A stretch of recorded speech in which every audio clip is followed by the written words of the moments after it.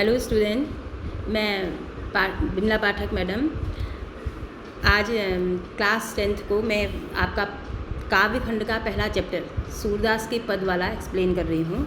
इससे पहले आप लोग सब लोग स्वस्थ होंगे ऐसी कामना करती हूँ।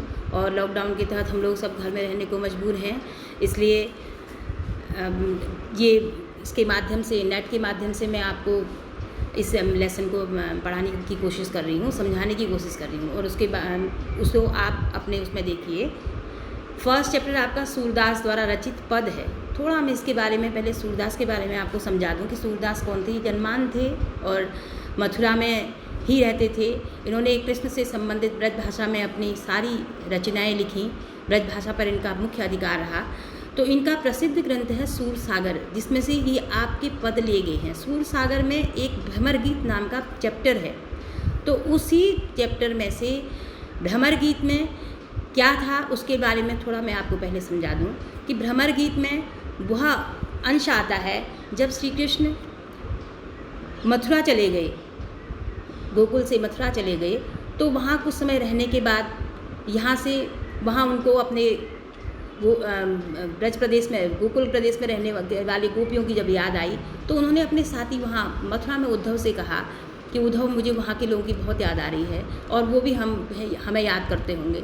तो उद्धव ने कहा नहीं, अब आपको वो याद नहीं करते होंगे। तो इस तरह से उनमें जब श्री कृष्ण ने बार बार कहा कि नहीं याद करते होंगे और उद्धव कहते रहे नहीं, अब आपको याद नहीं करते होंगे, तो श्री कृष्ण ने उद्धव से कहा कि आप जाओ और पता कर लो। उन्होंने कहा कि मैं आपको साबित करके दिखाऊंगा, सिद्ध करके दिखाऊंगा कि वास्तव में वहाँ के लोग आपको याद नहीं करते हैं अब। तो जब उद्धव वहाँ आए और वहाँ के लोगों से, गोपियों से कहने लगे कि आप श्री कृष्ण को भूल जाओ, श्री कृष्ण को याद मत करो, वो भी तुम्हें याद नहीं करते हैं, और योग संदेश लेकर आए। उन्होंने कहा कि आप निर्गुण ब्रह्म के उपासक बनो, आप सगुण ब्रह्म के उपासक है। सगुण ब्रह्म क्या होता है? जो हम आगे मूर्ति को रखकर भगवान की पूजा करते हैं वो सगुण ब्रह्म है। जो हम केवल एक परमात्मा जो अदृश्य है उसकी पूजा करते हैं उसे निर्गुण ब्रह्म कहते हैं। तो यही उद्धव ने गोपियों को संदेश दिया कि आप निर्गुण ब्रह्म के उपासक बनो। श्री कृष्ण को साक्ष्य कोई सगुण ब्रह्म के उपासक मत बनो, और इसके लिए मार्ग है योग ध्यान का। आप योग करो। जब ये बातें गोपियों ने सुनी उद्धव के मुँह से तो गोपियाँ रुष्ट हो गईं, गोपियों को गुस्सा आ गया। तो उन्होंने उद्धव से कहा, अब डायरेक्ट तो उद्धव से, क्योंकि वो कृष्ण के द्वारा भेजे गए थे, कृष्ण के दूत बन के आए थे, तो वो डायरेक्ट तो उद्धव से कह नहीं सकती थी। तो उन्होंने उद्धव से कहा, वहीं पर उनकी बात के बीच में ही एक काले रंग का भंवरा उड़ के आया। तो उन्होंने भंवरे के रूप में उसे, उद्धव को भंवरे के रूप में कहकर उसे डायरेक्ट भंवरा नहीं कहा, बल्कि उसे कहा भ्रमर। भ्रमर मीन्स भंवरा, कि भ्रमर के रूप में पता नहीं कहाँ से आ गया ये संदेश लेके करके। तो इसीलिए उस गोपी और उद्धव के बीच में जो बातें हुई ये भ्रमर गीत के नाम से प्रसिद्ध है। अभी मैं आपको इसलिए बताया, अभी क्वेश्चन आंसर भी आपके लिखाऊंगी, तब आप समझेंगे कि भ्रमर गीत क्या था।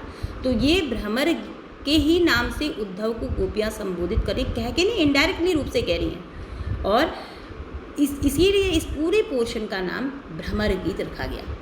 तो जब गोपियाँ बहुत ही क्रुद्ध हो गई उद्धव से, उन्होंने कहा कि पता नहीं ये क्यों आ गया और क्यों हमें योग का संदेश दे रहा है।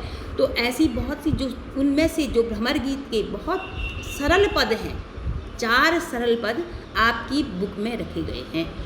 तो उसमें से पहला वाला पद है कि उद्धव तुम हो अति बड़ भागी, हे उद्धव तुम तो, अब क्या कह रही है गोपियाँ उद्धव से कह रही हैं, हे उद्धव तुम हो अति बड़ भागी, तुम तो बहुत ही बड़ भागी मीन्स भाग्यशाली हो। भाग्यशाली कहने का मतलब क्या है? वो उसको रियल भाग्यशाली नहीं कह रही है उद्धव से, बल्कि ये कह रही हैं कि तुम इसलिए भाग्यशाली हो, क्यों? क्योंकि अपरस रहत स्नेह तगाते। अपरस मीन्स स्पर्श नहीं कर पाया जिसे, क्या? इस स्नेह तगा मीन्स धागा, स्नेह मीन्स प्रेम का। तुम्हें प्रेम का धागा, जो कृष्ण के प्रेम का धागा है, वो तुम्हें स्पर्श नहीं कर पाया। अपरस रहत स्नेह तगारे, तुम्हें स्नेह, कृष्ण रूपी स्नेह का धागा स्पर्श ही नहीं कर पाया, या तुम उससे अपरस मीन्स दूर रहे, अलग रहे। ठीक है। नाहिन मन अनुरागी, नाहिन मीन्स नहीं है, मन में तुम्हारे अनुराग मीन्स प्रेम, और तुम्हारे मन में कृष्ण के प्रति कोई प्रेम नहीं, क्योंकि कृष्ण तो ऐसे हैं कि जो भी उनका सान्निध्य पाता है वह उनसे इतना अधिक प्रेम करता है कि वो उनके बगैर रह ही नहीं सकता। और तुम ऐसा कह रहे हो कि कृष्ण को हमसे भूल जाओ जिनके साथ हमने बचपन में खेला।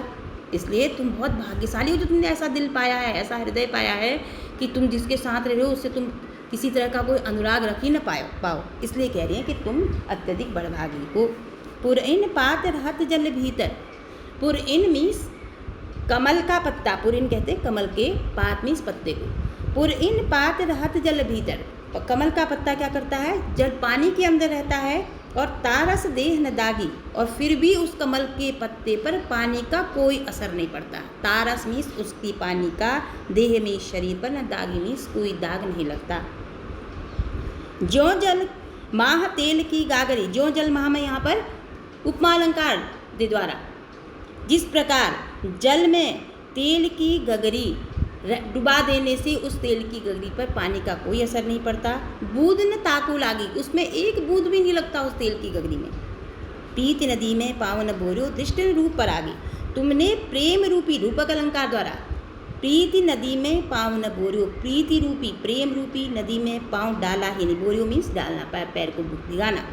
दृष्टि ने रूप पर आगी, तुम दूसरों का के दृष्टिकोण को क्या जानोगे, क्या समझोगे दूसरे के दृष्टिकोण को।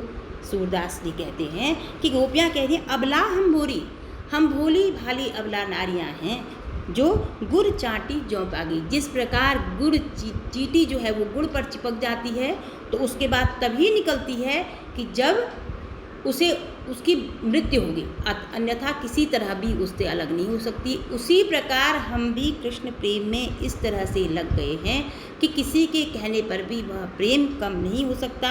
हम कृष्ण से बहुत ज़्यादा प्रेम करते हैं और हम तुम्हारे कहने पर योग साधना का मार्ग नहीं अपना सकते। समझ में आया?